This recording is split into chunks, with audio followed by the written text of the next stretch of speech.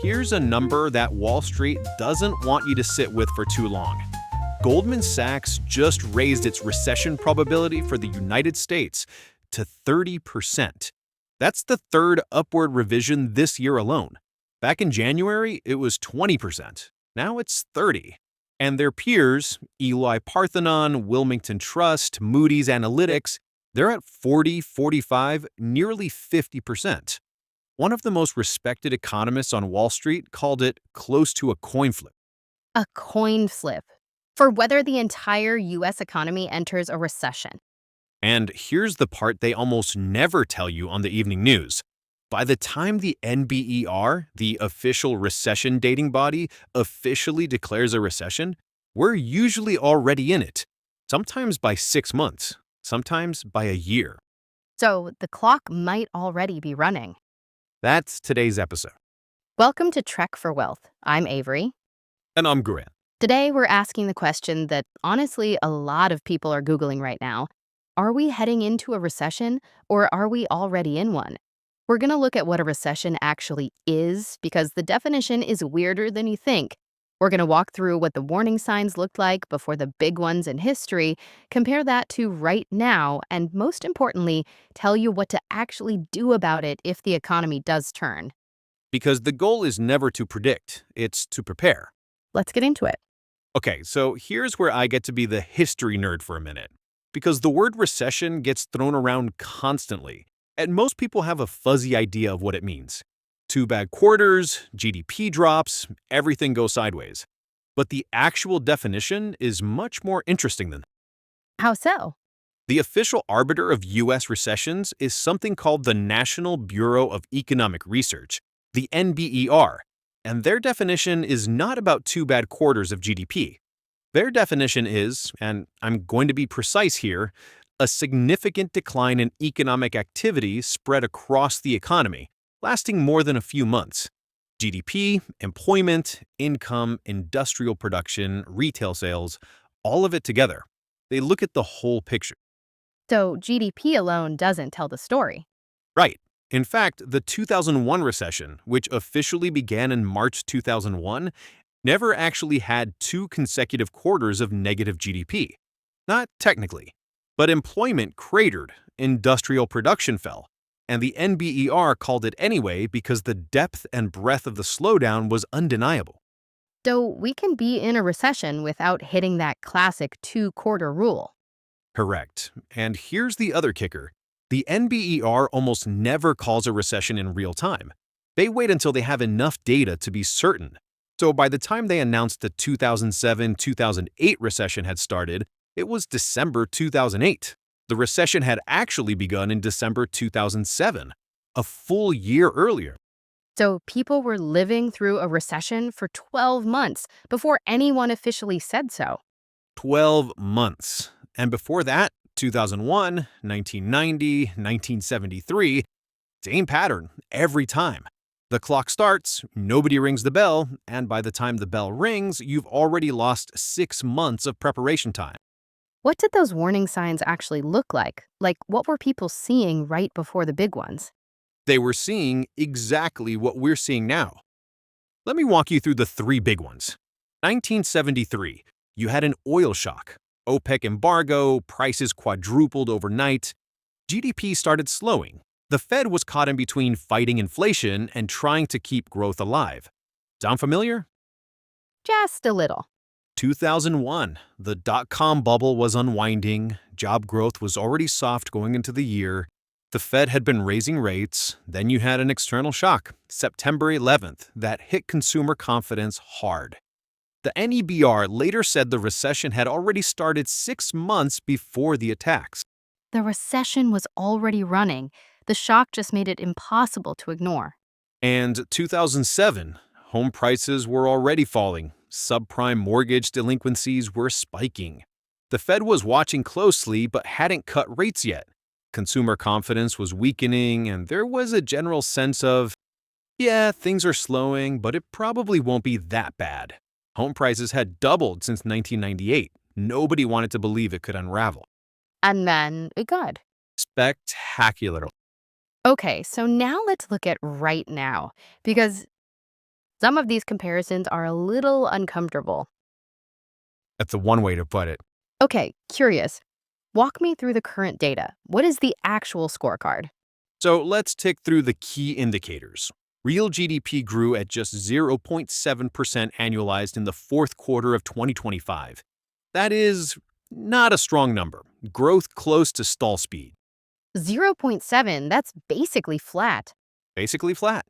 Then in February 2026, non-farm payrolls dropped by 92,000 jobs. Not slowed, dropped. And unemployment moved up to 4.44%, with Goldman projecting it could reach 4.6 by the third quarter. Okay, is 4.6% unemployment historically dangerous? On its own, no. But Goldman's own research showed that the underlying trend in job creation had slipped to barely positive, meaning the economy was creating just enough jobs to keep up with population growth, not enough to show genuine expansion. So, treading water. Treading water.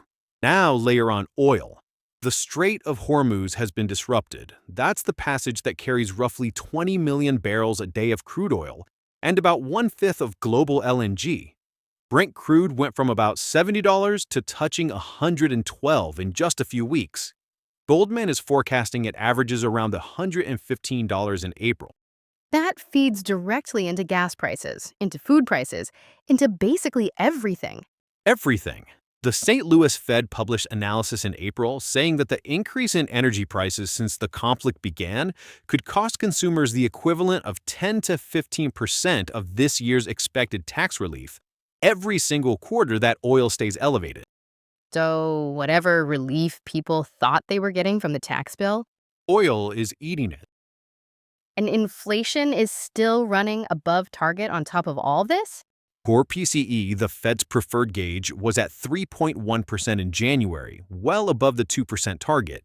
And the March 2026 St. Louis Fed speech warned that geopolitical developments have now clouded the forecast, with more risk of persistent above-target inflation throughout 2026. The Fed is in a bind. They want to cut rates to help a slowing economy, but cutting into 3% inflation is dangerous. So, they're paralyzed. Paralyzed. And consumer confidence? The conference board showed that the share of consumers saying a recession in the next 12 months is very likely is rising. Expectations for future family financial situations are getting less optimistic. Inflation expectations for the next 12 months just surged to levels last seen back in August 2025. Okay, what do the big banks actually say right now about recession odds? Well, Goldman Sachs, 30%, up from 20 at the start of the year, third upward revision. JP Morgan, 35 to 40%. EY Parthenon, 40%. Wilmington Trust, 45%. And Mark Zandi at Moody's Analytics, nearly 49%. He called it close to a coin flip. Close to a coin flip on whether the U.S. economy tips into recession. None of them are calling it their base case, but the trend in those numbers is only moving one direction. Okay, so I want to be fair here because Trek for Wealth always tries to be balanced. There is a case that we avoid recession. Walk me through it. Absolutely, and it's a real case, not a wishful thinking case. First, the U.S. economy today is far less dependent on oil than it was in 1973 or even 1990. We produce more domestic energy than ever before. The transmission from an oil shock to a full recession is slower now. That's a genuine structural difference. Genuine. Second, the one big, beautiful bill passed in mid-2025 does provide real tax relief. Goldman estimated its full-year GDP boost could offset some of the tariff and oil drag, particularly in business investment. Third, the labor market, while softening, has not yet shown the spike in layoffs that typically signals a recession is underway. Hiring slowdowns are not the same as mass job losses. So it's possible we slow down significantly without actually tipping over.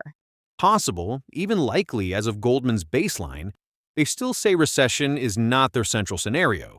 The phrase they used was growth close to stall speed. Uncomfortable, but not a recession. And the case that we do tip in? The case for recession is essentially, what if multiple things go wrong at the same time? Oil stays high longer than expected. Consumer confidence craters and people pull back spending. Hiring drops turn into layoffs. The Fed can't cut because inflation is sticky. Any two or three of those happening together, and you're in it. And the scary part is that we've seen those things clustered together before.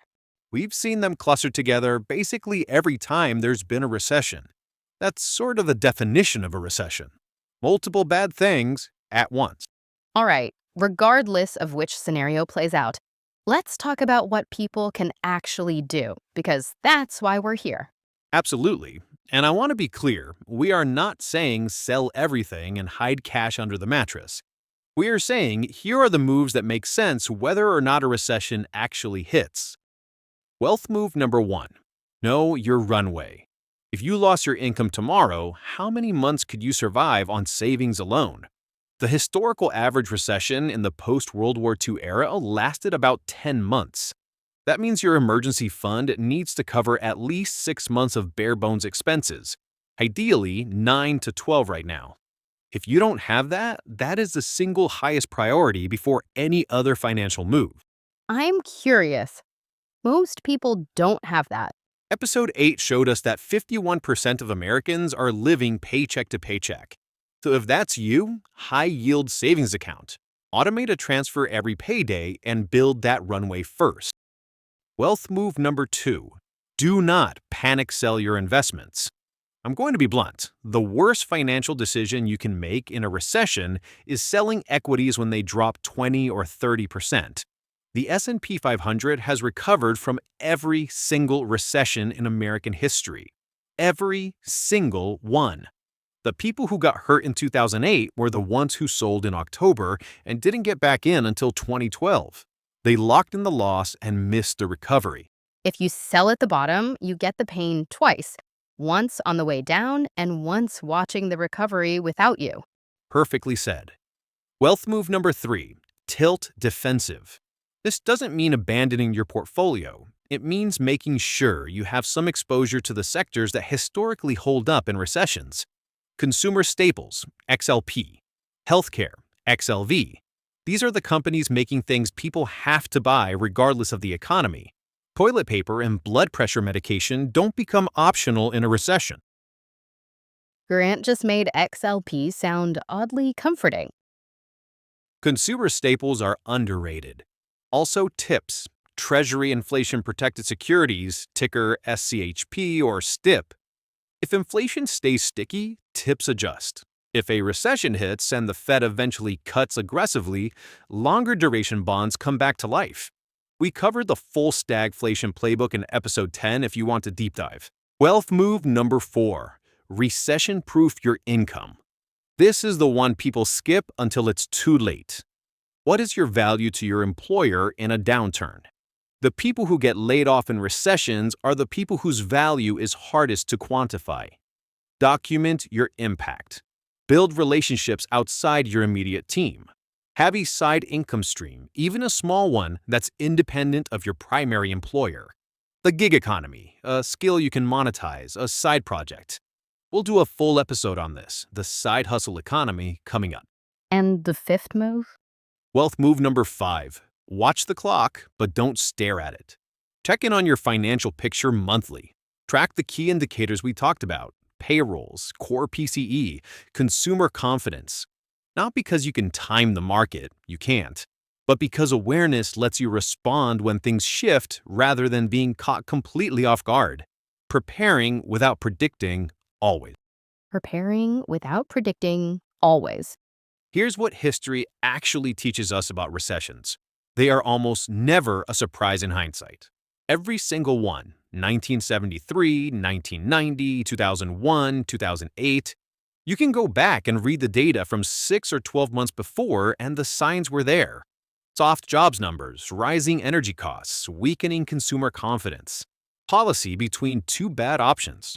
The difference between the people who came through those periods well and the people who got destroyed wasn't prediction. Nobody predicted the exact timing. The difference was preparation. The people who had runway, who didn't panic sell, who had diversified income, who had tilted slightly defensive. Those are the people who looked back at the recession as a chapter in their story, not the chapter that ended their story. The recession clock may be ticking, or it May slow down. We genuinely don't know. What we do know is that the moves we just walked through cost you nothing if the recession never comes, and they protect everything if it does. That's Trek for Wealth. We covered what a recession actually is and why you won't hear it officially declared until it's been running for months.